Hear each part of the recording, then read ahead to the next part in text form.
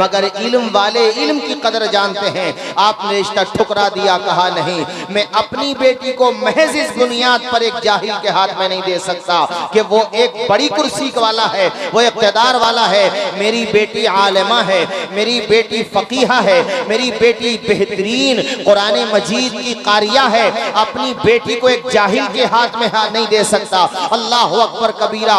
जानते हो मेरे साथियों, उनकी शोहरत का सूरज कहां तक पहुंच चुका था? समरकंद, बुखारा और आलम इस्लाम में अल्लाह ने उनकी बेटी को शोहरत दी थी कि इमाम अलाउद्दीन समरकंदी की बेटी की को अल्लाह ने बहुत जबरदस्त तफक्को अता फरमाया है।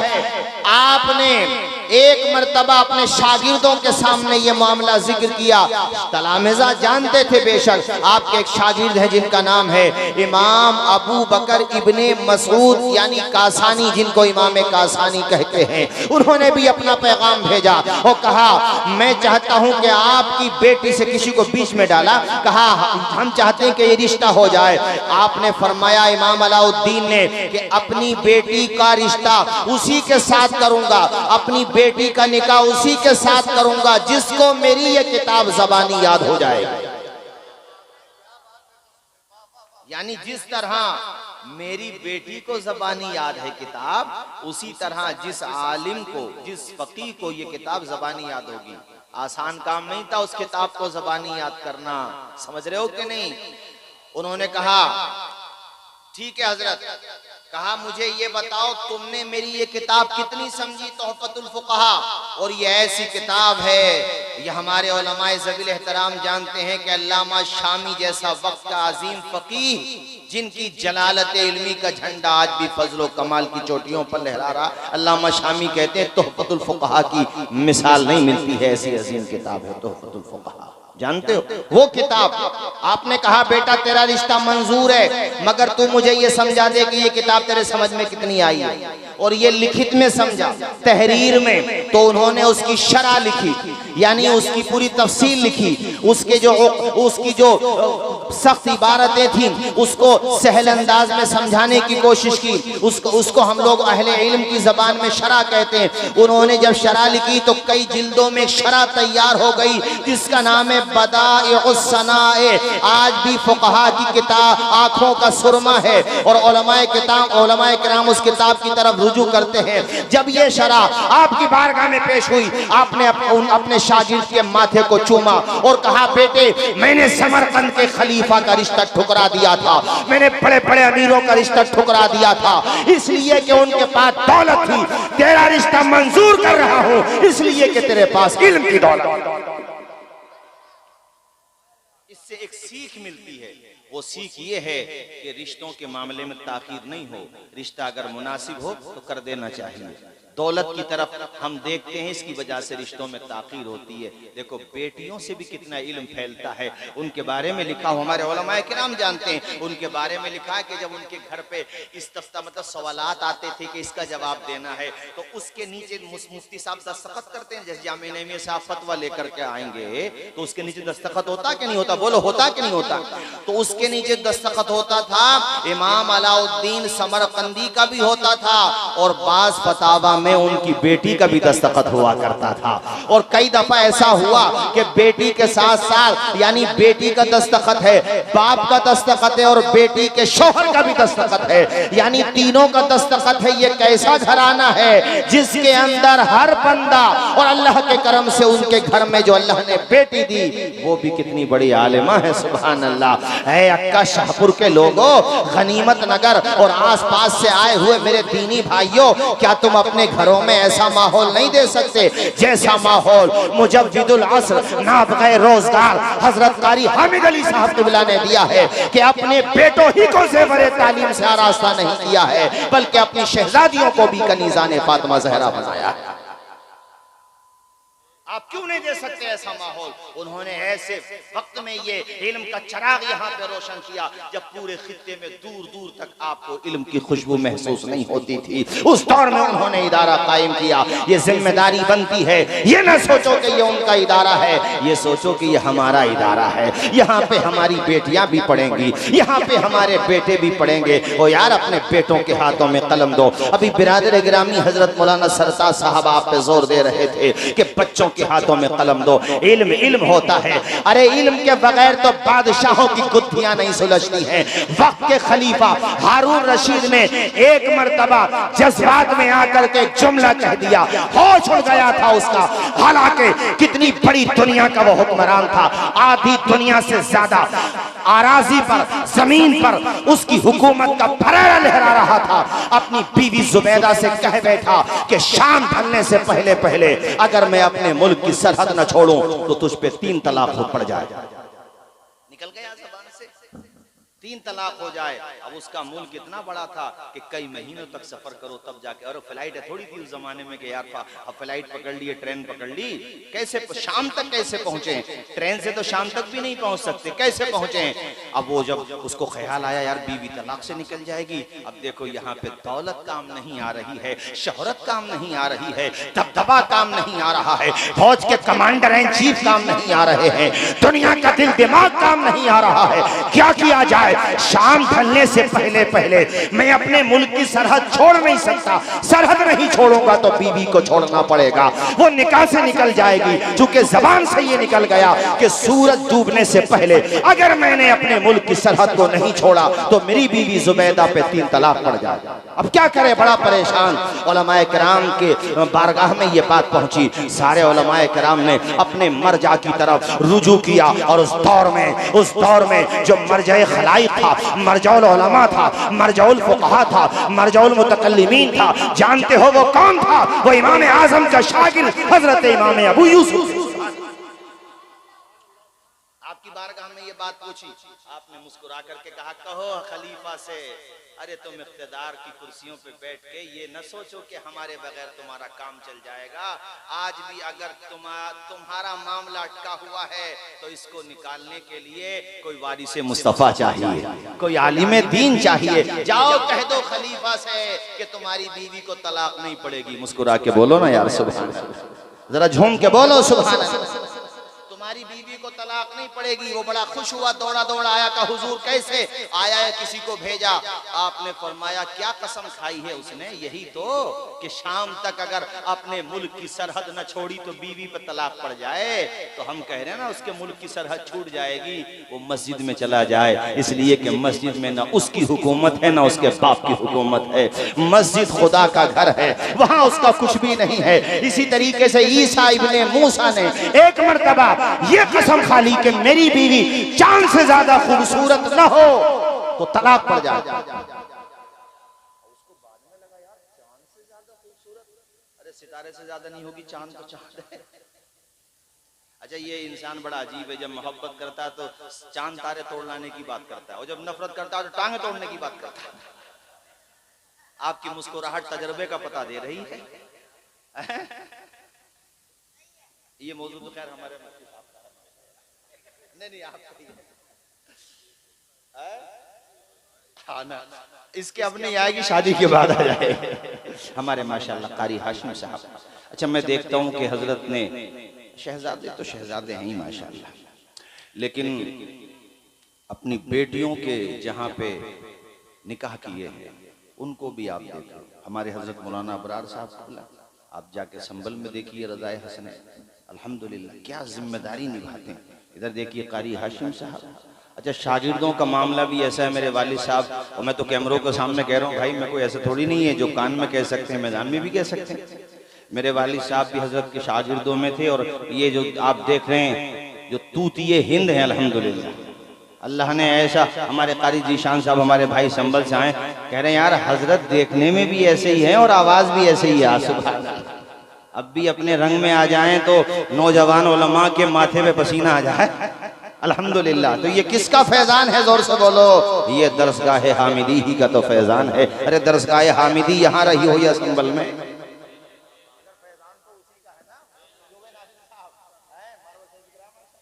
अल्लाह खुश रखे, खूब बरकतें अता फरमाए, शादो आबाद रखे। मुस्कुरा के बोलिए सुभान अल्लाह। बीवी के बारे में क्या कह दिया, जोर से बोलें कि चांद से ज्यादा हसीना ना हो, चांद से ज्यादा जमीला ना हो, चांद से ज्यादा खूबसूरत ना हो तो तलाक पड़ जाए। अब होश आया बाद में, यार जज्बात में क्या निकल गया मुंह से, मेरी बीवी चांद से ज्यादा खूबसूरत तो नहीं है, बहरहाल खूबसूरत तो है मगर चांद से ज्यादा। अब क्या करें, बड़े बड़े लोग बैठे थे, दुनिया का दिल दिमाग था उसके पास, मगर क्या करें, मसला कोई हल नहीं करता। उसकी परेशानियों को भी दूर किया है तो एक फकीह ने दूर किया है। उसने उससे मुस्कुरा करके कहा, यार परेशान क्यों होता है, चल जा, तेरी बीवी को तलाक नहीं पड़ेगी। हजरत कहाँ चांद और कहाँ मेरी बीवी हो, उसमें मोहब्बत में कहीं तो बैठा, मगर मुझे पता है वो चांद से ज्यादा हसीना थोड़ी है। उन्होंने कहा, तेरे जुमले की तावील है हमारे पास, और वो कुरान मजीद की ये जो वाक़या मैं सुना रहा हूँ आपको, तफसीर कुर्तुबी में सूरह 3 की तफसीर में, और भी किताबों में मिल जाएगा। इमाम कुर्तुबी लिखते हैं कि फकीह ने कहा, फकीह वक्त ने कहा, अरे सुनो जनाब, इस बात की तावील है हमारे पास, इसलिए कि कुरान में अल्लाह कहता है, लक़द खलक़नल इंसाना फी अहसनी तक़वीम, हमने इंसान को सबसे हसीन सूरत में पैदा किया है, तो वो चांद से भी ज्यादा हसीन है। इस आयत की रोशनी में वो तूने यही तो कहा है चांद से ज्यादा हसीन ना हो, वो तेरी बीवी है हसीन चांद से ज्यादा। बोलो किसने मामला हल किया, अरे बोलो किसने हल किया, आलिम ने। तो इसलिए इन इदारों का बाकी रहना जरूरी है, इन मदरसों का जिंदा रहना जरूरी है, ताकि यहाँ पे इल्म हासिल करते रहो। इमाम शाज़िली लिखते हैं, फरमाते हैं कि एक मरतबा में मस्जिद अक्सा में, मस्जिद अक्सा का नाम तो आप बहुत सुनते हो, देखते हो कि नहीं देखते हो, हैं कैसा जज्बा अल्लाह ने वहाँ के लोगों को अता फरमाया। हम लोग तो सिर्फ बातें करते हैं, असल आपको देखना हो नबी के गुलाम तो उनको देखो आप, हैं अल्लाह ने कैसा जज्बा अता फरमाया। तो मस्जिद अक्सा में इमाम शाज़िली कहते हैं, मैं आराम कर रहा था, मेरी आंख लगी और बंजर जमी पे नूर की बरसात हो गई, ख्वाब में नबी से मुलाकात हो गई, नबी रहमत तशरीफ लाए ख्वाब में। अच्छा ये बात, ये जो है मुख्तसर अंदाज में इसको अल-मुअतमदुल मुस्तनद में आला हजरत भी लेकर के आए, और भी बहुत सारी किताबों में है, हमारी अहले सुन्नत की बहुत सारी किताबों में है। अब तफसील से ये है जो मैं बता रहा हूँ। इमाम शाज़िली कहते हैं, मैंने ख्वाब में देखा अंबियाए किराम तशरीफ फरमा हैं, इतने में जाने आलमीन तशरीफ लाते हैं, रहमतुल लिल आलमीन तशरीफ लाते हैं। नाम उसमें बाज़ाब्ता नाम भी इमाम शाज़िली बता रहे हैं, कहते हैं कि हजरत इब्राहीम खलीलुल्लाह भी हैं, मूसा कलीमुल्लाह भी हैं, ईसा रूहुल्लाह भी हैं। कैसा प्यारा मंजर होगा, तसव्वुर तो करो, जहाँ पे मुक्तदा भी हैं, मुक्तदी भी हैं, जहाँ पे मेराज के दूल्हा भी हैं, और मस्जिद अक्सा में नमाज पढ़ाने वाले इमामुल अंबिया भी हैं, और नमाज पढ़ने वाले अंबिया भी हैं। सुभान अल्लाह। नारे रिसालत, उलमाए अहले सुन्नत, मसलके आला हजरत, नारे तकबीर, नारे रिसालत, उलमाए अहले सुन्नत, मसलके आला हजरत, नारे तकबीर, नारे रिसालत।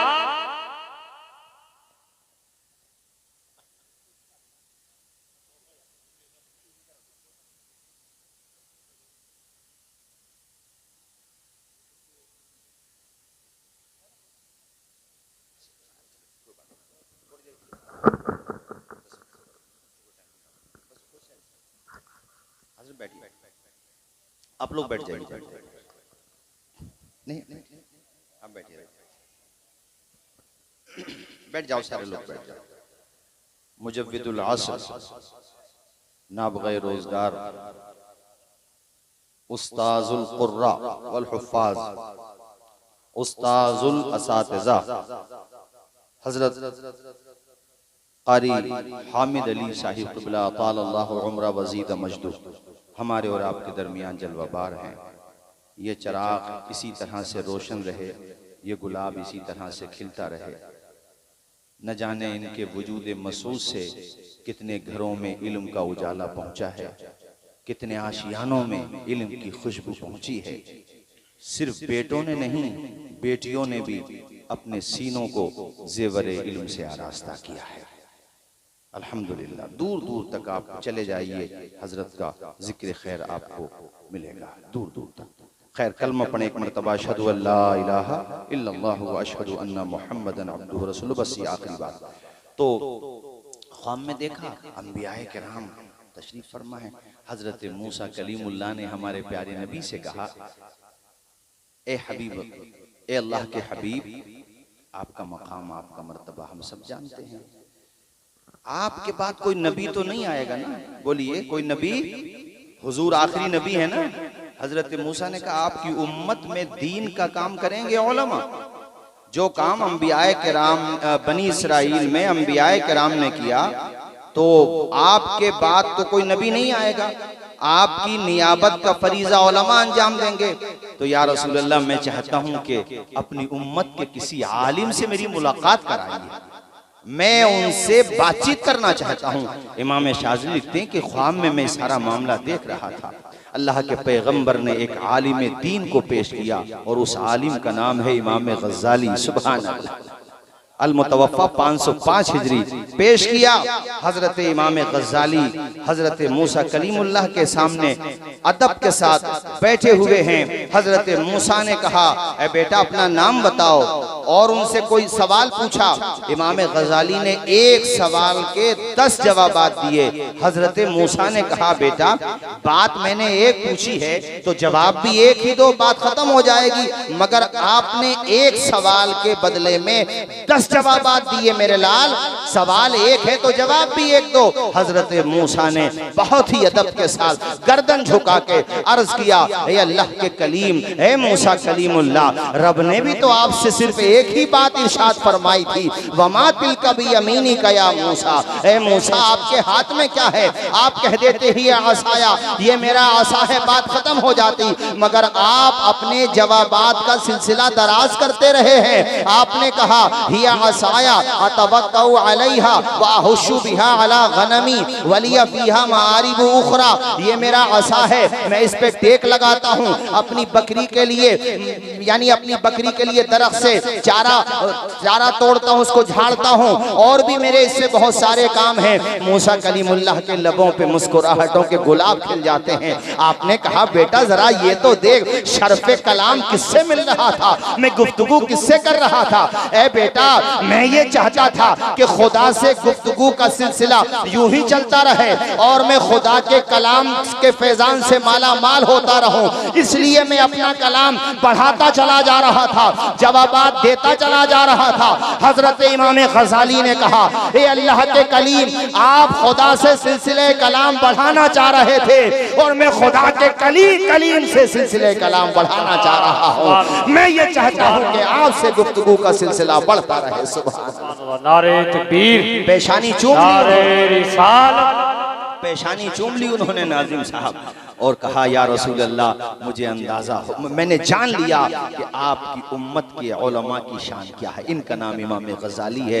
इमाम शाज़िली कहते कि ये ख्वाब में देख ही रहा था, इतने में किसी ने आकर के मेरे पांव पे, इमाम गज़ाली, हाँ इमाम मोहम्मद जी जी जी, कहा इमाम शाज़िली ने कि मैं ख्वाब देख ही रहा था, मैं अचानक मेरे अंगूठे पे आके किसी ने मुझको जगाया, मैं उठा तो मैंने देखा सामने मस्जिद अक्सा के इमाम साहब खड़े हुए हैं और उन्होंने कहा, बेटा उठो, नमाज का टाइम हो गया और यहाँ आजान हो रही है फज्र की। और फिर मैं जब बेदार हो गया तो इमाम ने कहा, बेटा हैरत से मुझे क्या देखता है, जहाँ पर भी जलवा नजर आ रहा है, नूर नजर आ रहा है, आमना के लाल का सदका नजर आ रहा है। कहते हैं उसके बाद वो इमाम साहब भी फिर कभी मुझे दिखाई नहीं दिए। सुभान अल्लाह, क्या शान होती है इल्म की। इसलिए भाइयों, मैंने आपसे अर्ज किया था कि इस मदरसे को खूब तरक्की देने की कोशिश करो यार। जेब की रकम क्या चीज है, अगर लहू के कतरों की भी जरूरत पड़ जाए तो हजरत के कदमों में ला करके पेश कर दो और कहो कि हमें अपनी बेटियां भी पढ़ाना है, बेटे भी पढ़ाना है। आपने जो इदारा कायम किया, अर्ज किया था मैंने, उस दौर में जबकि यहाँ पर क्या था, हम तो आते तो जमाने में कश्ती चला करती थी, आज तो माशाल्लाह मर्सिडीज गाड़ियां दौड़ रही हैं अल्लाह के करम से। तो यहाँ पर उस जमाने में हजरत ने ये इल्म का चमन आबाद किया था। आखिरी बात तकरीर खत्म करता हूँ चूंकि फहरिस्त काफी तवील है। एक नाम है इमाम मुज़नी का। ये ऐसे अजीम मुहद्दिस हैं, जैसे हमारे वहाँ पर इमाम आजम के बाद इमाम अबू यूसुफ का नाम आता है, इसी तरह से शवाफे में इमाम शाफई के बाद इमाम मुज़नी का नाम आता है। ये इतने बड़े फकीह थे कि इनकी की एक किताब बहुत मशहूर है जिस किताब का नाम है अल मुख्तसर। अल्लाह ने इस किताब को ऐसी शोहरत अता फरमाई कि एक दौर ऐसा भी गुजरा है जब बेटी वाले अपनी बेटियों को जहेज में अल मुख्तसर को दिया करते थे तोहफे में, और कहते थे बेटी घर पे जाकर के कुरान की भी तिलावत करना और अल मुख्तसर से अपने बच्चों को जेवर तालीम से आरास्ता करने की कोशिश करना। उस किताब का नाम अल मुख्तसर है। ये इमाम मुज़नी वो है मेरे साथियों। मैं आपसे अर्ज करता चलूं कि गरीब परवरी बहुत किया करते थे, यतीम बच्चों का बड़ा ख्याल किया करते थे और यतीमों से बड़ी मोहब्बत किया करते थे। एक मर्तबा एक यतीम बच्ची ने इमाम मुज़नी के लिए बारगाह खुदाबंदी में अपने हाथों को बुलंद किया था और कहा था, या अल्लाह इमाम मुज़नी पर इतना करम फरमा, जहन्नम की आग भी हराम कर दे, दुनिया की आग भी हराम कर दे। और उसका असर ये हुआ कि दुनिया में जलते हुए अंगारों पे अपना हाथ रख दिया करते थे मगर आग उनके हाथ को नुकसान नहीं पहुंचाया करती थी। उनका नाम ये इल्म का फैजान होता है, इल्म की बरकत होती है। भाइयों, आखिर में यही अर्ज करूंगा, आधी रोटी खा लो यार, फाका भी करना पड़े तो कर लो, मगर अपने बच्चों को, आज हजरत की मिसाल आपके सामने देखो, शहजादे को पढ़ाया तो आज भारत का कोई गोशा है ऐसा, बोलो कोई गोशा है ऐसा जहां आपकी बस्ती का नाम ना पहुंचा हो? नहीं होगा, शायद कोई धोखे से रह गया होगा तो बात अलग है, इन्होंने तारीख न दी हो, वरना वो भी नहीं रहता। मणिपुर में घाले रह गया होगा शायद, उधर ना जाओ तो ही ठीक है, हालात ठीक नहीं है उधर के। बाकी तो अल्हम्दुलिल्लाह कोई खिलता नहीं। बोलो ये किस चीज की बरकत है? आवाज नहीं आएगी जोर से, इल्म की बरकत है। आवाज आए, किस चीज की बरकत है?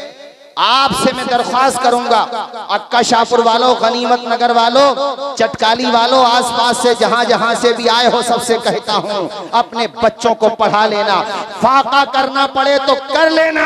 एक फकीह के बारे में आता है कि उन्होंने ऐसी ज़ख़ीम किताब खरीदी कि जेब में पैसे नहीं थे और उनसे उधार लेकर के आए, कहा मैं मजदूरी करके तुम्हें रकम दे दूंगा, मगर इकट्ठे ना हो सके पैसे। साहिबे किताब ने पैसों की डिमांड की, कहा भैया या तो किताब दो या पैसा दो। उनके पास नहीं था, कहा यार किताब तो नहीं दे सकता, कहा फिर पैसे दो।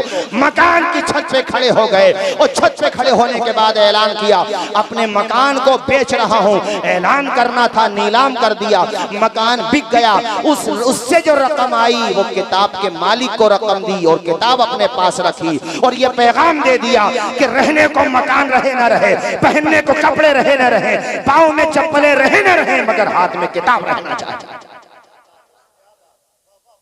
और उनका नाम तबकातुल हनाबिला में सुनहरे अल्फाज में लिखा हुआ है। मेरे साथियों, इल्म ऐसी चीज है, इसलिए अपने बच्चों को पढ़ाओ। ये कभी ना सोचो यार हम एक विलेज में रहते हैं, देहात में रहते हैं, क्या होगा। बात इल्म की आई मुफ्ती साहब, तो अभी रिसेंटली, अभी मेरे ख्याल से एक हफ्ता भी नहीं गुजरा है, अभी यूपीएससी का एग्जाम आया, बात आई तो मैं एक इल्म के एतबार से बता रहा हूँ कि इल्म एक चीज होती है जो इंसान को इज्जत दिलाती है। भाई इल्म इल्म है, इल्म नाफे तो बहरहाल इल्म नाफे है, मगर इल्म को दूसरा भी हासिल करता है तो उसका भी बेनिफिट मिलता है। पवन कुमार नाम है लड़के का, यूपीएससी एग्जाम निकाला, अभी पत्रकार उसके घर पे पहुंचे तो घर पे हजरत उसके घर पे छप्पड़ पड़ा हुआ है, छप्पड़ पड़ा हुआ है घर पे। और उसने अपने घर फैमिली वालों से कहा कि मुझे मोबाइल चाहिए, क्योंकि चीजें डिस्कवर करना होती है, रिसर्च करना होती है, मालूमात करना होती है, तो मैं कहां से लाऊं। तो उसके घर पे उसकी बहन ने, उसकी माँ ने और उसके वालिद ने, तीनों ने मेहनत की, मजदूरी की, तब जाकर के 3 या 4 हजार रुपए जमा हुए। तो उन 3-4 हजार रुपए में सेकंड हैंड मोबाइल उसने लिया। कितनी मेहनत की होगी उसने। और आज देखो जब यूपीएससी का रिजल्ट आया है, बड़े बड़े मिनिस्टर उसके घर पे जाकर के उसकी मेहनत को सैल्यूट कर रहे हैं। ये एजुकेशन की पावर होती है, ये तालीम की पावर होती है। आज कितने अफसोस की बात है, जिला मुरादाबाद में आप तलाश कर लीजिए, किसी कम्युनिटी की बात नहीं कर रहा हूं मैं, मगर बात आ गई तो कह रहा हूं, मुझे बताइए कि आपकी पूरी बस्ती में एक भी दरोगा है, एक भी हमारे पास एडवोकेट है? अरे ये तो एहसान है उलमा का कि इन्होंने अल्हम्दुलिल्लाह घर घर में अहले इल्म पैदा कर दिए, उलमा पैदा कर दिए। मगर कभी कभी संवैधानिक ये सियासत की कुर्सियों पर बैठने वालों से भी हिसाब लो कि हमारे उलमा ने तो मदरसे बनाए, क्या तुमने भी हमारी बच्चियों के लिए स्कूल बनाए, हमारे बच्चों के लिए स्कूल बनाए? मगर तुम इसी में खुश हो के नेताजी हमारे घर पे आ गए, दावत खा गए, फोटो खिंचवा के, बात खत्म। अबे इन बातों से क्या होता है? जिस तरह से तुम उलमा का मुहासबा करते हो, इनसे भी पूछो कि पिछले 77 सालों में तुमने क्या किया है। अरे आटे में नमक के बराबर तादाद है ऐसे लोगों की जिन्होंने बच्चों के हाथों में कलम देने का काम किया है। और याद रखना, मरने के बाद नाम उन्हीं का जिंदा रहेगा जो दुनिया में कुछ काम करके जाएगा, वरना तो बड़े बड़े राजे रजवाड़े आए, अरे हमारे मुगल भी आए, किसका नाम जिंदा है? चंद कहीं का तो नाम जिंदा है, लेकिन जिन्होंने इल्म फैलाया उनका नाम 812वां उर्स था गरीब नवाज का। मगर आज भी अक्का शाहपुर में एक नाबालिग बच्चे से खड़ा करके पूछा जाए बेटा गरीब नवाज को जानता है, तो मुस्कुरा के कहेगा अजमेर शरीफ में उनका मजार शरीफ है। 812 साल हो गए मगर बच्चा बच्चा जानता है। 150 हिजरी में इंतकाल हुआ था इमाम आजम का, मगर पूरी दुनिया में हनफी मौजूद हैं। इमाम शाफई से मोहब्बत करने वाला किस चीज ने जिंदा रखा? जवाब देते हैं हमारे नाज़िम जलसा, और बड़ा प्यारा जवाब देते हैं कि दामने मुस्तफा से जो लिपटा यगाना हो गया, जिसके हुजूर हो गए उसका जमाना हो गया। इसलिए साथियों ये दर्द दिल है, ये समझ लेना, बच्चों को पढ़ा लेना और इस इदारे को सींचो। अरे मुफ्ती साहब हजरत की तरफ से ये मैं 2 मिसरे कह दूं, फिर मैं अपनी तकरीर खत्म करता हूं कि सींचा है, हजरत की तरफ से कह रहा हूं। ये आप देखिए माशाल्लाह, मेरे ख्याल से मस्जिद है ना, ये मस्जिद है और ये जगह भी मदरसे ही की जगह है, मदरसे ही की जगह। और किस तरह से मेहनत की होगी। पहले बरसात में यहाँ पानी आ जाता था, पानी के साथ मछलियां भी आ जाती थी, कितनी दफा तो फसलें हमारी डूब जाती थी, मगर उस दौर में भी हजरत ने, आज तो माशाल्लाह खैर अल्लाह का शुक्र है, अल्लाह ने ऐसे शहजादे अता कर दिए जो बहरहाल बड़ी अल्हम्दुलिल्लाह सपोर्ट है अल्लाह के करम से। और मैं ये कहूँगा कि ये सब है हजरत ही की दुआओं का समरा और हजरत के शहजादों की वालदा की दुआओं का सदका, बहनों की दुआओं का सदका। भाइयों मैं हजरत की तरफ से ये शेर कह दूं फिर तकरीर खत्म करता हूँ। सींचा है इसे खून से हम तृष्णा लबों ने, तब जाके इस अंदाज का मैं खाना बना।